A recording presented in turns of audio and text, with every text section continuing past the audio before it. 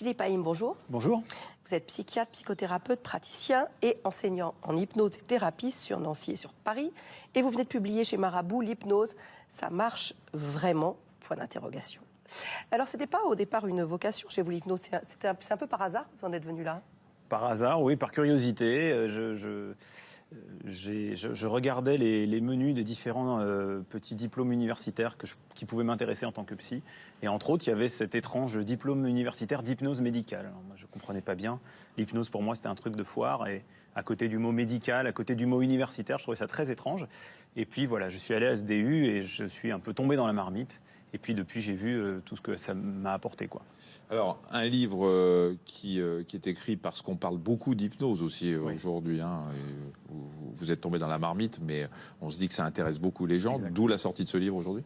C'est ça, c'est-à-dire que depuis que je pratique et que j'enseigne, je suis assailli de questions des patients, bien sûr. Des fois, je passe beaucoup de temps à expliquer des choses avec les patients, c'est normal. Et aussi mes collègues, mais tiens, à quoi ça sert, comment ça marche, qu'est-ce que ça peut m'apporter. Et puis tout simplement les curieux, les gens qui m'interrogent beaucoup là-dessus et qui essayent d'avoir un regard qui sorte un petit peu du côté purement visuel et spectaculaire de l'hypnose et qui essayent de voir qu'est-ce que ça apporte en pratique. Donc j'ai écrit ce livre pour essayer de répondre à un maximum de questions. Alors une question qu'on se pose souvent, c'est qu'est-ce qui se passe dans le cerveau quand on est en état d'hypnose? Alors on ne sait pas encore tout, ça fait un moment que c'est étudié. Je dirais que il y a certaines connexions entre des circuits qui se modifient. Donc ça met en jeu certains circuits de l'attention, certains circuits de la régulation des états de conscience. C'est-à-dire quand on est en hypnose, on est attentif différemment à ce qui se passe. Et donc c'est sûrement un des ressorts de l'efficacité de l'hypnose. Regarder notre situation différemment, l'interpréter, l'analyser autrement. Voilà, les informations arrivent, mais elles ne sont pas lues en quelque sorte de la même manière. Par exemple, la douleur. On ressent une douleur, oui. Mais vous, sous hypnose, vous essayez de nous emmener avec cette douleur ailleurs que dans la sensation. Effectivement, la douleur, c'est une des informations qu'on reçoit. On reçoit 400 000 informations à chaque seconde. Il y a certaines informations qui sont plus saillantes, on parle du réseau de saillance dans le cerveau, et puis il y a des informations qui sont plus secondaires. Dans certains cas extrêmes, on peut voir des gens ne pas sentir une douleur, ne pas courir sur une blessure parce qu'on allait sauver un bébé dans une maison en flammes. Il y a des moments où cette capacité existe, la capacité d'être attentif ailleurs. En hypnose, on va reproduire cette capacité, par exemple au bloc opératoire. Il faut dire que l'hypnose, c'est une capacité naturelle de notre corps? Oui, l'hypnose est une capacité naturelle du cerveau, puisqu'on voit bien qu'il se passe quelque chose dans une IRM fonctionnelle quand on est en hypnose. Donc finalement, si on a un cerveau, on peut entrer dans l'état d'hypnose. Maintenant, l'hypnose, c'est aussi quelque chose qui peut se faire en relation avec un praticien. Et là, il faut avoir une relation de confiance avec la personne. Donc il y a des gens qui disent « ça ne marche pas sur moi oui. ». En théorie, ça marche sur tout le monde, puisque tout le monde peut entrer en hypnose.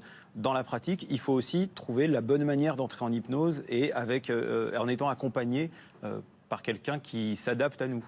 Et dans la pratique, il arrive qu'il y a des patients que vous n'arrivez pas à hypnotiser? Alors peut-être que moi, je ne vais pas y arriver. Peut-être que je vais devoir chercher un peu plus avec certains qu'avec d'autres. Et puis peut-être que parfois, la relation ne s'établit pas. Il y a des fois, la relation, ça marche. Puis des fois, ça n'accroche pas. Ils seront peut-être plus à l'aise avec quelqu'un d'autre. Par exemple, il y a certaines problématiques où certains vont être plus à l'aise avec un homme, plus à l'aise avec une femme, plus à l'aise avec quelqu'un qui est plus assuré, plus à l'aise avec quelqu'un qui est plus dans la réserve. Donc ça joue énormément, en fait. Donc oui, comme tout le monde, il y a des patients avec qui ça marche très bien, heureusement. C'est pour ça que je continue. Puis d'autres... Alors, si l'hypnose était efficace à 100%, on n'aurait plus besoin d'autres médecins. Hein, évidemment. On n'aurait plus besoin de traitement, de chirurgie, de tout ce qu'on veut. Quelle est l'efficacité moyenne et puis dans quel domaine elle est-elle plus efficace? Effectivement, il n'y a pas de 100%. Je crois qu'il n'y a aucune technique médicale de toute façon qui fait du 100%. Il y a certains domaines qui sont plus privilégiés dans l'hypnose. Il y a tout le domaine de la douleur. Donc, soit la douleur aiguë dans le cadre des urgences, du bloc opératoire, des gestes douloureux, etc. Soit la douleur chronique, donc les troubles fonctionnels intestinaux, les atteintes articulaires ou même tout un tas d'autres domaines un peu comme ça, peu importe l'origine de la douleur, en tout cas la douleur chronique. Et puis il y a tout le domaine qui concerne la psychothérapie, c'est-à-dire les troubles anxieux, les troubles dépressifs, les psychotraumatismes. Et là, on est sur des taux d'efficacité, finalement, quand on l'évalue correctement, qui sont tout à fait comparables à d'autres psychothérapies, qui agissent peut-être un petit peu différemment d'autres, mais qui agit voilà, avec le même genre de taux d'efficacité que toute psychothérapie. Il y a cette spécificité sur la douleur. Il y a quand même eu des très belles études sur la douleur aiguë, notamment, sur le bloc opératoire, sur les urgences. Et l'arrêt du tabac aussi. L'arrêt du tabac aussi. Alors l'arrêt du tabac aussi, c'est vrai que... Alors c'est difficile à évaluer parce que ça ne s'évalue pas comme un médicament, si c'est une psychothérapie. Mais malgré tout, toutes les études sur le tabac montrent bien que le stress, l'adaptation à la personne, la façon dont il vit, l'arrêt du tabac, la motivation sont des facteurs très importants dont il faudrait prendre en compte. Le tabagisme n'est pas juste une addiction à la nicotine. Oui, ça crée un biais, évidemment. Ça crée un biais et une grande difficulté à évaluer. Donc, on arrive a priori à des taux d'efficacité comparables. Ce qui est très difficile, c'est de quelle façon on va l'évaluer. Si on l'évalue comme n'importe quel médicament, on va un petit peu se cogner à des biais. Si on l'évalue comme psychothérapie, on arrive à des choses beaucoup plus intéressantes. Vous parliez d'hypnose de foire tout à l'heure. On peut faire référence à un monsieur qui fait des trucs incroyables, qui est Mesmer. Ouais. Est-ce que vous avez essayé d'analyser ce qu'il arrive à faire pour qu'en 5 secondes, et j'en ai fait l'expérience, il vous fasse tomber? C'est une question d'influence? C'est une question de contexte. C'est-à-dire que, pour moi, l'hypnose est une sorte de révélateur de capacités que nous avons à la base. On a des capacités, sauf qu'à certains moments, elles ne sont pas accessibles. Comme on en parlait tout à l'heure, la capacité de s'auto-anesthésier, elle existe quelque part dans notre cerveau. L'hypnose est là pour la révéler. Donc, dans un contexte de spectacle, en vérité, on n'a même pas besoin d'hypnose pour que les gens fassent des choses étonnantes à la télévision ou sur une scène. L'hypnose va révéler notre capacité à participer au spectacle, à faire des choses, elle va nous mettre dans cette ambiance-là. Sur une scène, il ne peut pas guérir une dépression.